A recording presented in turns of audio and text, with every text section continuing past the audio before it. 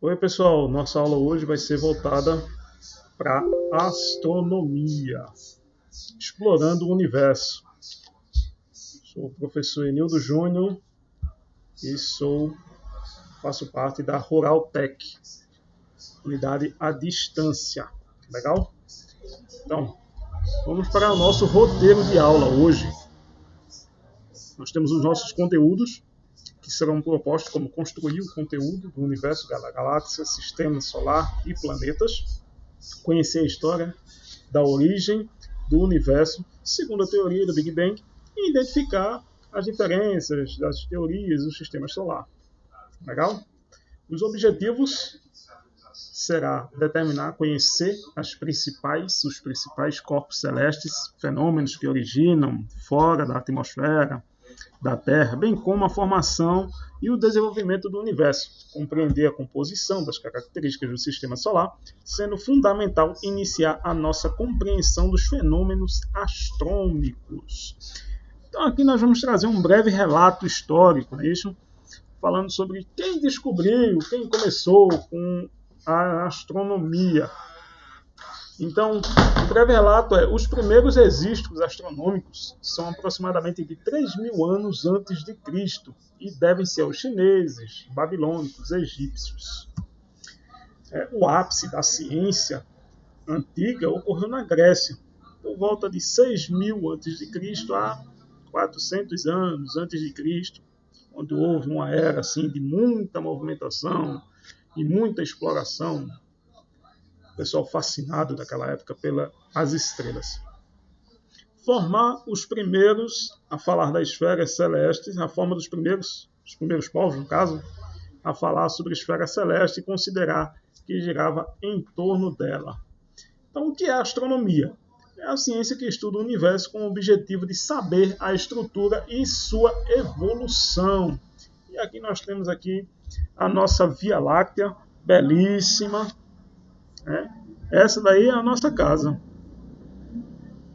O geocentrismo, primeiro modelo astronômico, acreditava-se antigamente que a Terra era o centro do universo e os demais corpos celestes, eles estavam em órbita, na órbita da Terra, ao redor da Terra. No caso, a Terra seria o centro. Então, alguns dos antigos que defendiam fielmente esse modelo astronômico eram em parte, e depois Cláudio Ptolomeu, que davam veracidade a esse fato. E aqui tem um pequeno modelo que acreditava-se que era a Terra ao centro do universo, os demais planetas em órbita da Terra, inclusive o Sol, e foi um modelo muito defendido por Cláudio Ptolomeu. Os primeiros astrônomos, teve Tales de Mileto, que pensava que a Terra era plana, teve Heráclides de Pontos, que propôs que a Terra girava sobre o seu próprio eixo. Pitágoras, muito conhecido nosso, acreditava que todos os corpos celestes eram esféricos, os primeiros cosmos, e o primeiro a chamar o céu de cosmos. E Parco de Nicéia, considerado um dos maiores astrônomos da época pré-cristã, que construiu um observatório nas Ilhas Rhodes, e ele observou cerca de 850 estrelas. Isso naquela época. Então, hoje o nosso modelo atual é o heliocentrismo, o modelo atual que utilizamos hoje. Iniciou isso por volta do século XV até o século XVI, com os astrônomos Nicolau Copérnico, Galileu Galilei, muito conhecido nosso, grande figura, e outros também, que basearam-se no heliocentrismo, onde aqui, nesse modelo, o Sol é o centro do universo e os demais corpos celestes, no caso os demais planetas, estão ao redor do Sol. O nosso sistema solar. O nosso sistema solar é belíssimo, com planetas belíssimos, mas tem uma curiosidade bem interessante no sistema solar. Os 4 primeiros planetas, na sequência próximo do Sol, eles são planetas rochosos. E os outros planetas, esses planetas maiores, como Júpiter, Saturno, Netuno, Urano, eles são planetas gasosos, não é isso? Então percebam que eles têm uma densidade menor. Mas por que o planeta rochoso eles são mais próximos do Sol e os gasosos são mais distantes? Isso se dá devido ao campo gravitacional, né, que ocorre entre esses planetas rochosos com o campo gravitacional do Sol. A atração entre esses dois campos gravitacionais fazem com que os planetas mais rochosos permaneçam mais próximos do Sol. E os planetas gasosos, que têm um campo gravitacional aparentemente menor, eles ficam um pouco mais distantes. Uma curiosidade interessante, que pouca gente sabe, é que o planeta Saturno, por exemplo, ele é um planeta gasoso, e se a gente tivesse a oportunidade de pegar esse planeta e colocá-lo o planeta gasoso, se a gente tivesse a oportunidade de colocar ele na água, ele ia boiar. Não é isso? Legal, vamos seguir aqui. O satélite natural, nossa Lua, satélite natural. Conta-se a história de que a Lua, ela, por ter a composição da Terra, isso na época que estava formando o nosso sistema solar, a Terra ainda mole, veio um outro objeto e se chocou com a Terra e varou a Terra. E ao sair na outra extremidade da Terra, ele levou um pouco do material que estava formando a Terra. E aí formou-se a Lua. A Lua tem algumas curiosidades, como a massa da Lua é de 7,35 vezes 10 elevado a 22. Seu diâmetro é de 3.475 quilômetros e ela é 3,67 vezes menor do que o diâmetro da Terra. A distância média entre a Terra e a Lua é de 384 quilômetros. É uma distância que aparentemente ela é longa, né? Aparentemente longa, que na época da Apolo 11 levou cerca de 4 dias para que eles saíssem da Terra e chegassem até a Lua. Essa distância também ela é tão grande que poderíamos colocar 30 planetas do tamanho da Terra alinhadamente para chegar até a Lua. Ou poderíamos pegar todos os planetas do Sistema Solar e colocar entre a Terra e a Lua, também caberiam.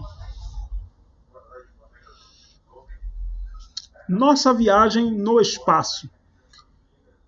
Muita gente, a gente vê as fotos da galáxia, do nosso Sistema Solar, e ele tem aquela aparência, né?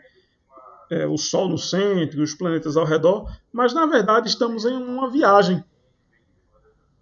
Como a nossa galáxia ela está se expandindo, nós estamos em uma constante viagem, né? Como mostra essa figura. Essa figura é bem interessante, porque ele mostra realmente como imagina-se que é o nosso sistema solar. Estamos em constante, a gente não fica parado lá só se movimentando, a gente está em constante movimento, estamos em expansão.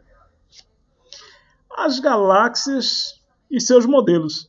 Aqui eu trouxe para vocês alguns modelos de galáxias muito conhecidos, né? Assim, aliás, poucos conhecidos entre as pessoas, porque a gente conhece só a espiral, a irregular, mas também temos a elíptica, temos a lenticular, a espiral barrada e a peculiar. Peculiar que ela é bem diferente, né?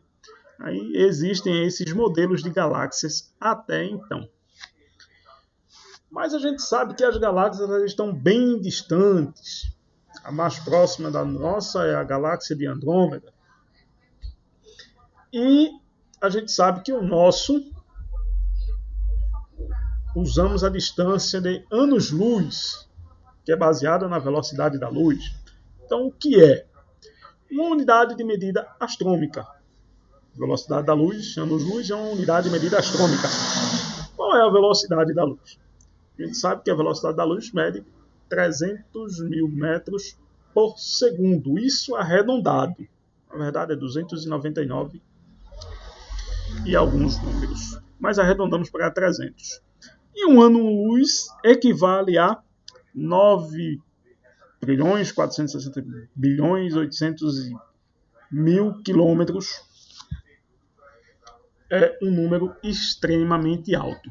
Inclusive, é medido assim a distância entre alguns planetas. Por exemplo, existe um exoplaneta, um exoplaneta, né, que se chama, e esse exoplaneta é um planeta que foi descoberto que ele tem a composição bem parecida com a nossa aqui da Terra, né, que poderia se dar a uma condição, ou seja, de vida, digamos assim. Se tivesse a oportunidade de viajar até esse planeta, lá seria aparentemente um ambiente habitável. Porém, a distância dele é de 46 46 anos-luz. É uma distância bastante considerável. E esse ano-luz, como é que funciona? Então, seria uma viagem de um ano na velocidade da luz, constantemente. Você viajando um ano na velocidade da luz. Então, assim, é bem distante.